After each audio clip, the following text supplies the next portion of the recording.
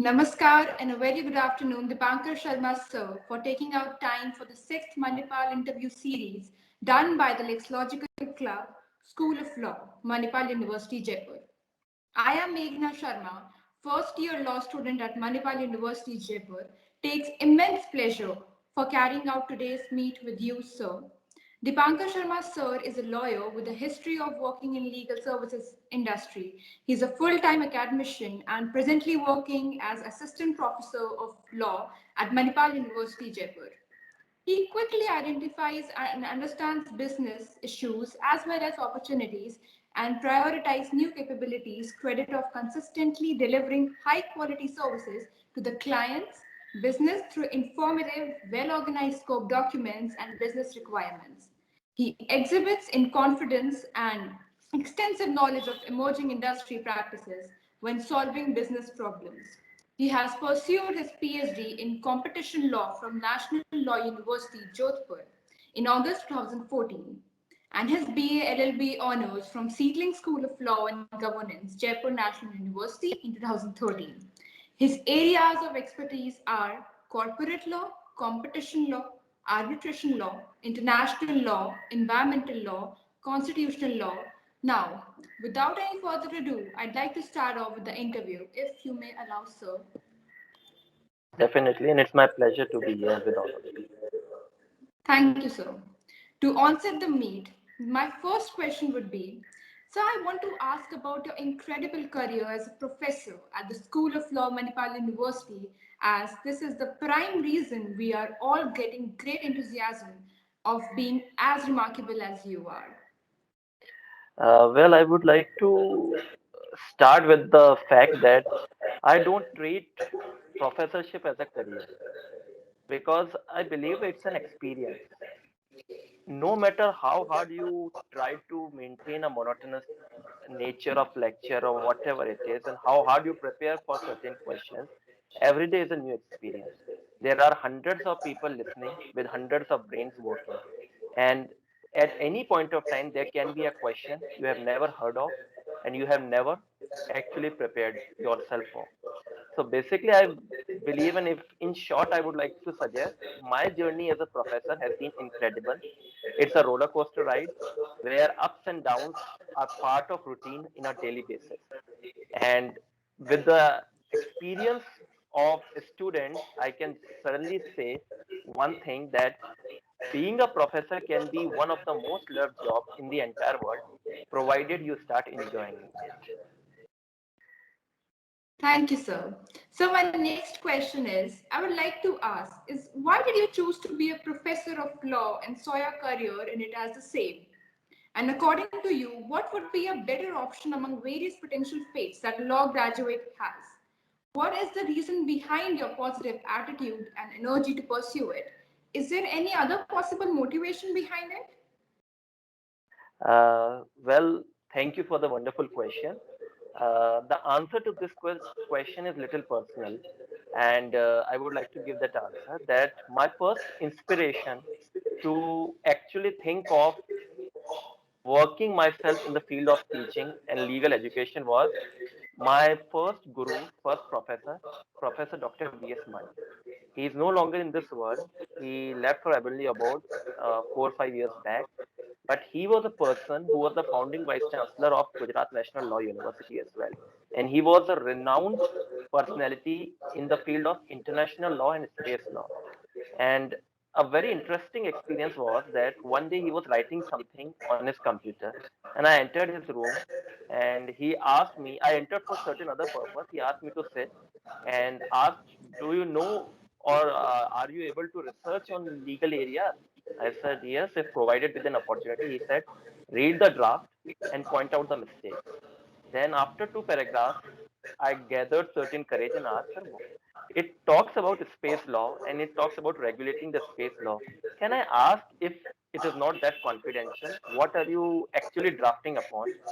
So he replied that I am drafting a bill which the Ministry of Law and Justice has referred, and it will be tabled next month in the Parliament for discussion. And I was surprised that a person who has such a huge, you can say, resources and he is such a well-known personality, is so humble and down to earth that he is approachable to your individual self and asking you as a student a comment to correct his own self. And that was the moment I realized that this can be a person whom I can idolize for life. And being a professor means, I believe, not emphatically putting yourself as the right person. It is basically a fact that you understand it, you understand the views of your own students, and if you are wrong, admit it, incorporate it, and be a better person. So, my positive attitude towards my profession and being my first choice profession is something which keeps me working day in and day out. Basically, a person should not be unsatisfied with what he is doing. There are many people you will find that they will end up with the fact that this was something I was not willing to do. But in case of my particular self, this was something I was willing to do from day one. So that I believe is the change of mindset which keeps me going in a positive manner. And according to me, the last part of the question would be what can be the possible reason or better option for a law graduate or law student. So in that case, I believe the possible reason for a or possible future for a law graduate could be that don't go by set patterns of society. People will give you an idea, go for judiciary. People will give you an idea, go for this particular job, secure a job in law firm. First, sit down and listen to yourself. If you're interested in doing something which you really like, go with that. That is first thing. Second thing, with the change in technology and the law which has played such a dynamic support to the change in technology, there are so numerous options opening up on a daily basis that I would suggest that do not go by what others say. Think of your own option, and there will be an option available as a law graduate. There is no dearth of talent, no dearth of jobs, no dearth of opportunities in the field of law, at least for next 50 years altogether. That Thank you was for the your answer to inspiring your words, question. sir. It really means a lot. So my next question is that you got a lot of offers from abroad for LLM, and why did you choose to reject them? And being a lawyer as well as a professor, I would like to know what are your expectations from the upcoming batches of School of Law, Manipal University? Okay. Uh, yes, indeed, it is a correct statement which you have pointed out that yes, I got a lot of offers from for LLM from abroad, especially certain courses which are really sought for, and the good Asian jurisdictions like University of Hong Kong, the National University of Singapore, which are the two leading universities in Asia, and after that the Osaka University, Japan comes up. So I got the offers. The purpose of rejecting them was little personal because being a single child, I have certain duties towards my families. But more so, I was confident with the fact that if I can get the job and I can get the opportunities from there, I can certainly do something wonderful in my own country as well. And luckily, I can suggest that at that time, India also started 1 year LLM. And being a new era of LLM, there was a lot of research support, lot of academic support given to LLM at that point of time. So I believe that I sufficed my and justified my decision in staying in India and still doing the same job as per to best of my abilities as I would have done by going abroad. And the aspect of what the students of law should be looking forward or what I expect from the school of law students is that you need to be more curious. You need to take more initiatives. The only thing which is, I believe, certain point of time I feel lacking is the self initiative. We always wait for somebody to tell us to do something. The moment you start taking your initiatives, you will be a wonderful person. Because look, study of law, the knowledge you are getting is same everywhere throughout India. It's just the game of initiative which we are lacking upon, and there is no dearth of opportunities. People sometimes may suggest that we did not get this opportunity or that opportunity. Nobody gets an opportunity. You have to create your own one. That was the answer. Very true, sir. Very true, sir. My upcoming question is so, We know that you did your graduation from Seedling School of Law and Governance, Jaipur National University in 2013. How was the college life changed nowadays as compared to your days in college? Well, I say that it is not a long duration when I ended my college life and today's generation, which is going through a college life. But yes, I still get a difference, and that difference is the use of technology, which has been there, which is part of your daily curriculum, daily routine, daily life. At that point of time, the SCC Online, the Manupatra, AIR were in developing phase. So we were part of that generation which were more used to or accustomed to the books and were migrating to online education. But now in this generation, I hardly see people knowing the value of books because whatever there is in the books, and it's not their fault, whatever is there in the books is now already available on your computer screen. But at some point of time, remember one thing that the major change in the college life which has happened is that students have become more stressful by nothing else but by their own deeds. They have taken life in a more cumbersome manner by making themselves part of a competition. And when you ask them with whom you are competing, they don't have an answer.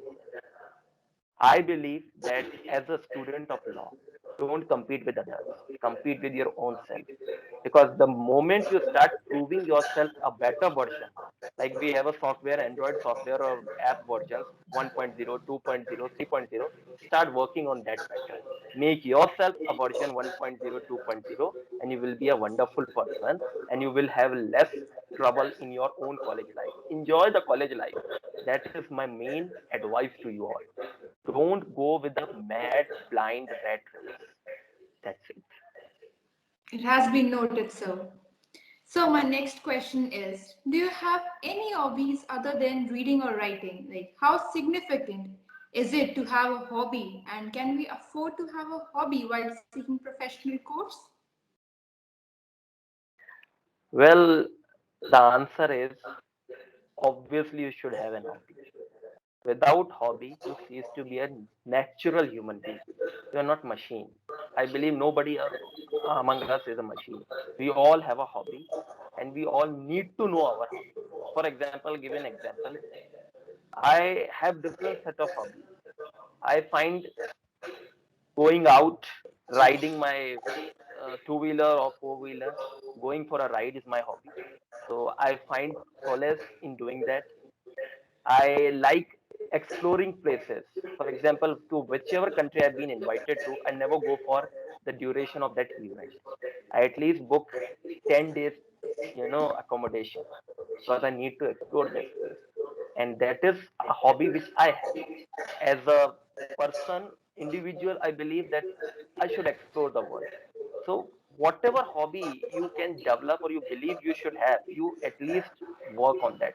Because in a professional life, it actually is a game of managing your personal self with a professional self.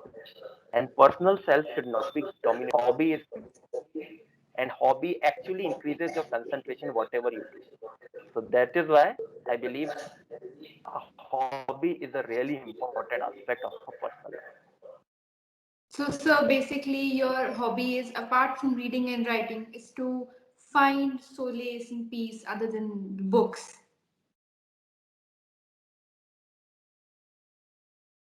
So, am I Uh, audible? I will say that yes, but the voice was breaking in between. Can you repeat your question? So, other than reading and writing, so your hobby is to find peace or solace or to explore the things that you haven't yet. Yes, yes, you can say so that I actually look for exploring places. It is a COVID era where we cannot move out, but otherwise, I always make it a point that in a given year, calendar year, if I am going abroad, at least one country I should visit. If I am in India, at least two cities I should visit. Because the more you explore, the more you get accustomed to your own culture, your own heritage. You will be surprised to know, and you have not heard this term ever, that there is something, a term called a discussion in European communities on the aspect of cultural laws. I'm not talking customs law, customary law. They're talking about laws where they can protect their own culture, their own sculptures, their own things, their own traditions. And anybody who actually tries to manipulate that may be a punishable offense. So they are actually working on that. And I realized it when I went to their places, their cities, their heritage sites. And that is why I believe that sometimes bookish knowledge may not give you an exact idea of what a broader horizon the law field is carrying. You may never know. Tomorrow you may end up in a representative of India in UNESCO. Why not aim for that? Because being a law specialist, you are a good fit in every organization. So look at the life with a relaxed manner and develop a hobby. I again have a hobby of playing. I do have. So outdoor games are sometimes do like, but then it should increase your stamina, your concentration towards the studies, and that is why hobby is important. Well, sir, like you said, study is a mixture of knowledge and experience, indeed. Very correct, sir. So, my next question to you is, as a professor, do you think this online mode of teaching we have adopted in this pandemic impairs the quality of teaching, or is it the same? Uh,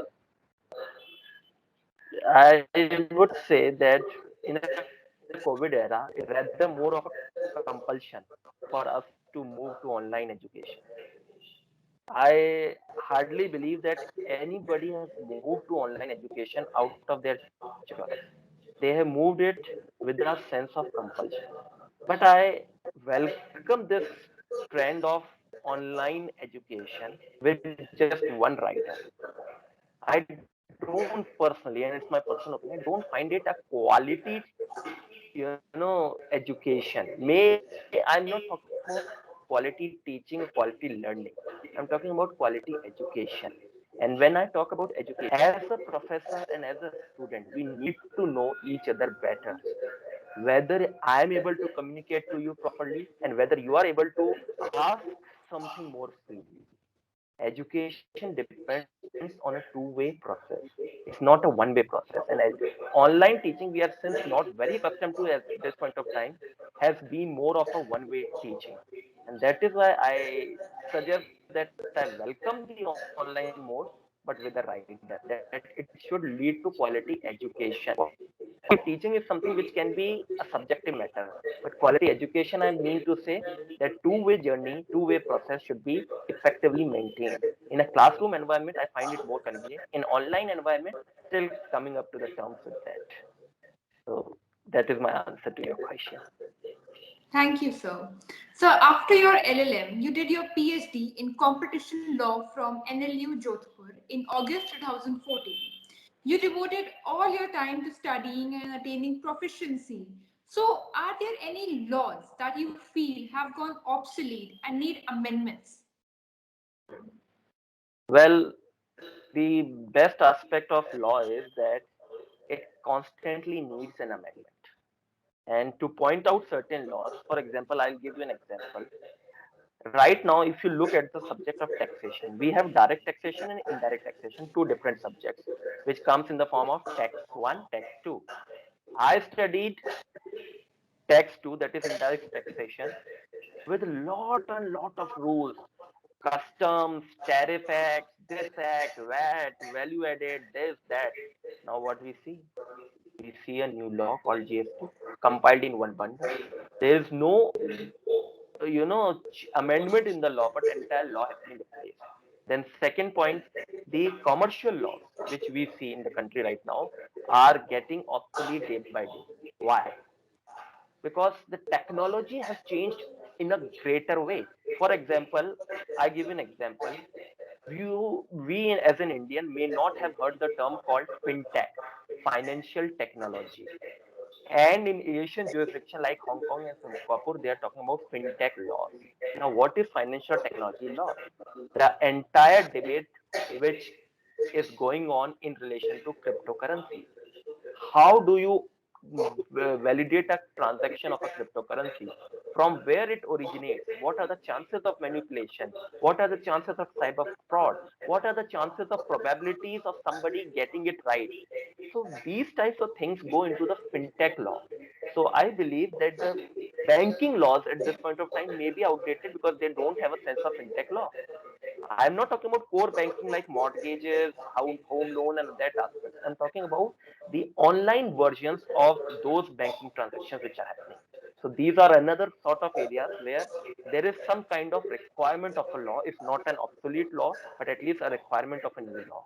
And similarly, we see the space technology growing so large, and the artificial learning, artificial intelligence which is going on.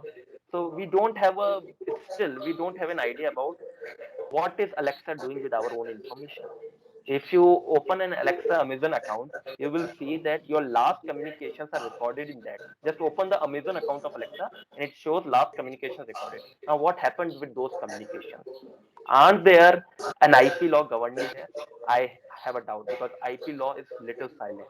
Number one. Number two, what happens with the aspects of privacy on that one? Do we have a privacy code in India? So I believe there are lots and lots of such areas where we can still work upon. We can think to write, read on those areas, and develop our own expertise in these niche areas. Because remember, don't make a career for next 3 years. You're making a career for life. Think ahead of time. 20 years, 20 years, that whether I would be a good fit in the world of that time. So I believe these are certain areas where we can work upon. Very fine, sir. So, being a law student, it is everyone's dream to get oneself enrolled in NLUs. And to be honest, it was mine as well. I got into one but didn't get the preferred NLU, that is Jodhpur. Since you were the faculty of Jodhpur and now of Manipal as well, what difference did you observe between the students of Manipal and NLU Jodhpur? And according to you, on which areas do we need to pay more attention to, if there's any? Well, from the plain point of view of the studentships, if I talk about it, I don't find a difference between the students. All the students, all the individuals who have come out after class 12 are same. They have just come out of the schools and they are exploring a professional course in a college surrounding. So for me, whatever I've seen, all of them are similar. Now, what changes afterwards? The change in afterwards, which happens is the sort of company you actually go into.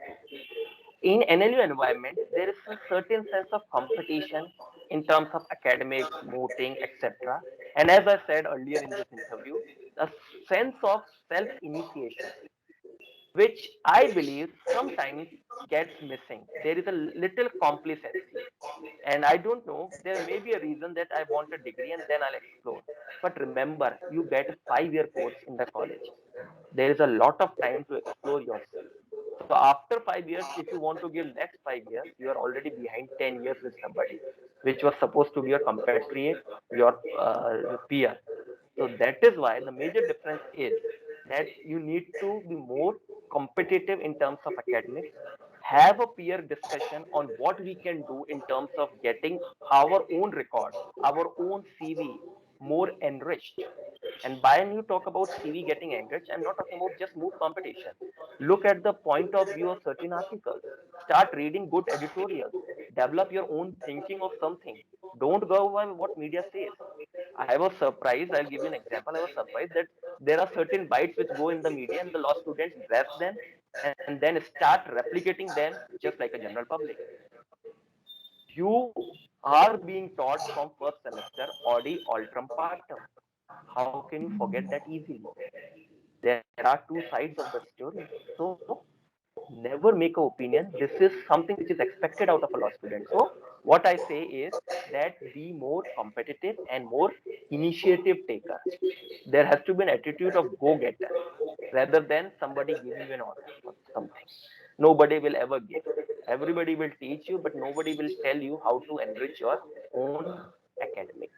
That is something which you have to show, and then the institution obviously give you a push towards excellence. That's all. Thank you, sir. Sir, as a student of law, we need to counterbalance between taking part in activities, writing papers, making them published on a good platform, and studying our respective subjects.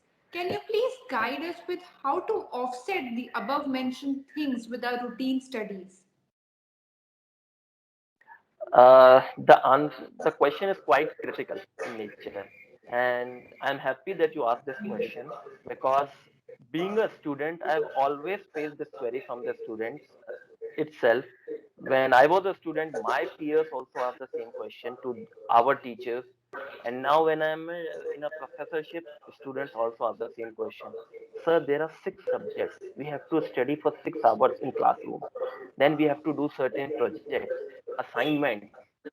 How do we get time to write something? You talk about publications, but how do we get time?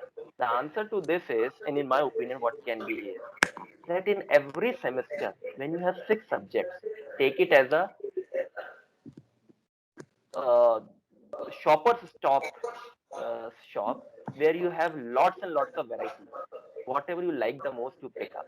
In every semester, you might create one subject which you like. Go into that subject, see what are the recent developments happening in that subject. What, in your opinion, makes a law little silent on certain hours?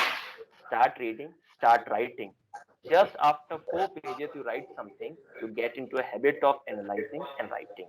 And by the time the semester ends, you will be up with one paper. And remember, you have in a 5 year course 10 semesters. If you write 7 good papers, that is as good as a person who is studying in Oxford or Stanford. Because what they do is they actually work on their interest area. And there is nothing more enriching than working in a systematic manner like this.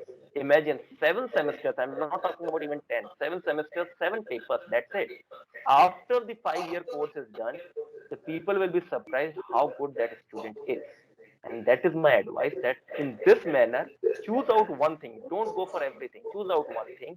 Start writing something on that platform or in that subject and make a nice paper of 5, 10, 12 pages. That's it. Not required anything else to do on your part. That is my advice. So, being a law student, as a first year law student, I'm very curious about every subject I read, whether it's torts or contracts. And I go through the case laws. And I find few case laws very interesting, but halfway to the research, I sometimes get lost between it because sometimes the judgment isn't delivered or it is still pending, and sometimes you don't get the material to write upon. So, sir, how can I discover my Yeah. interest or not to lose the motivation to write? Okay. Well, that is a good question. Reason being, in a first year law student, you are more of an audience rather than a because you are seeing law as something which is being told to you for the first time. The question is, when I don't know about anything about law, how do I find out my interest and how do I go about writing that? Now, finding your interest is something which is a little personal, but yet you can find it. Reason being, you might find a teacher teaching in a very good mood. Okay. You might find a subject or a portion of that subject very appealing. Now, when you start reading on that aspect, the point and the valid point is you lose concentration, you lose interest in that. Why do you stick to that subject alone? For example, I give you an example. There is a case of media trial which you might see. Now, media trial is something which is find in the constitution. It is part of media ethics, media code, media laws. It is part of self-censorship. It is now part of government regulation through OTT platforms. It is now part of your greater directive principles of the state policy. Mix them all together. You need not be a master of all you need not be a master of all the things. But when you link them together, you create a beautiful story, which does two things. Number one, it keeps your interest in the subject alive. Number two, it gives your writing writing abilities, a broader sense of purpose. So, as a law student, stop reading something in isolation. Whenever you read something, link it with your day-to-day life, day-to-day things, or the possible outcomes which you see, and then you won't lose the concentration. It becomes a part of your hobby, and that's why you will end up being a good knowledgeable person and a good writer, because knowledge is nothing exploration of these particular facts and putting them into certain set of words. That's it. Thank you, sir. Sir, it will be our honor if you could guide us with what are the basic or indispensable elements to make our paper or a piece of writing more fertile or louder, or they can reach out to people more easily. Yes, that is a very good question, because most of the times we start writing and when we finish, we think we have written something. But when you read it, or when somebody else review it, he does not find any interest in that. Why? Because most of the times when we start writing, looking into the things, and by the time we end, we don't do anything else, but we recycle the existing information and replicate it in our own words. That is not called a good writing or a good research. Research means that you have gone through the available literature and you have give your point of understanding to that article. What is missing with the students is their own input in the articles, their own sense of understanding. Who says that you have to be correct in your understanding every time? Writing and researching is always a multidimensional thing. I may not agree with your research, you may not agree with my research, but that is the beauty of research and writing, which means that we both have our own individual dimension in that piece of written material, and that is required number one. So do not just replicate of whatever information is available first. Second, when you are researching and writing, be thorough with the styles of reference. That is something which missing. If you master yourself from the referencing from second, third semester onwards, by the time you are in fifth semester, that in your internships, especially when you go for forms, in-house internships, etc., they are invariably giving a task of writing something. And your referencing command, a command on the referencing itself, give them a sense of shock that yes, wow, a very good student, because he not only reads, knows something, but he actually knows how to refer them. And that is something which makes you stand out from the rest of the people. So I believe these are the two areas you need to work upon. Don't lose your flavor, have or develop your own flavor, your understanding about something, and go with the proper sense of referencing. By referencing, I'm not talking about blue book and command and etc. By referencing, I talk about whatever you have got from somewhere, refer that. Even if you refer it one particular style, maintain that consistency. That's all is required. Otherwise, there are multiple referencing styles. Nobody can master all of them. So that is my opinion, and that is my answer to the question which you asked. Keep your own individual flavor alive in your research and writing. That is the most important aspect. Thank you, sir. So, the art of sorting the best out of waste is a skill that everyone looks out for a lawyer or for a law student. So, sir, can you please help us that how can we sort out the best from the rest? How can we differentiate that, okay, this is important and this is not? This should be in the paper and this shouldn't be in the paper. Well, a very good question. The point when you start researching, you read 5 articles, 7 articles, and you will get one peculiar feature out of 5, 7. At least if the article is of 10 pages, 4 pages of each article will be talking about similar information which you have already read in first article, which means your piece of new information addition is just 2 or 3 pages in each article.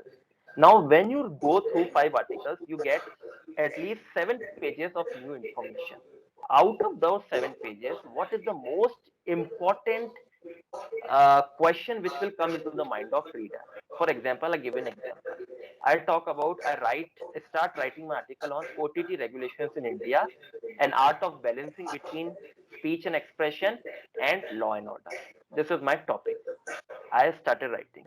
Now, when I talk about OTT writing, should I begin directly with what is OTT? I think I can't. I need to first suggest what is so fascinating about OTT, why they are called OTT, what is the broader mandate of law in terms of something which is depicted on a screen, whether it's a mobile screen, computer screen, or cinema screen. Then immediately the reader will ask the next question: is there a censorship? Or was there a need of censorship? So your immediate next question of research is whether there was a censorship till date or whether there is a need. Then, if at all it is needed, what are the possible ways? Look for the possible ways. Then the next question reader will ask: is there government mandate on this? Now the OTT regulations are there. Read them and analyze them.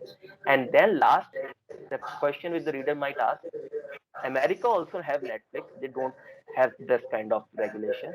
Why do India need? Which means reader is willing to know the comparative aspect. So that is how, when you start acting both as a writer and reader, you connect your points in a pretty well manner, and that is something which makes you stand out from the others, and that is how you can look for most significant point of research among the available literature. That is how you can go about in writing something. Thank you so much, sir. I can't thank you enough, sir, for joining and sharing with us valuable lessons a law student can have. It was my pleasure to have you with us. On that note, I'd like to end today's meet. Thank you, sir. May you have a good day. Thank you, and the pleasure is all mine. And it's indeed my honor to share a platform with my students and share my opinions and ideas with them. Thanks a lot, and thanks to the entire team of Lex Logical as well. Thank you very much. Thank you, sir. Thank you.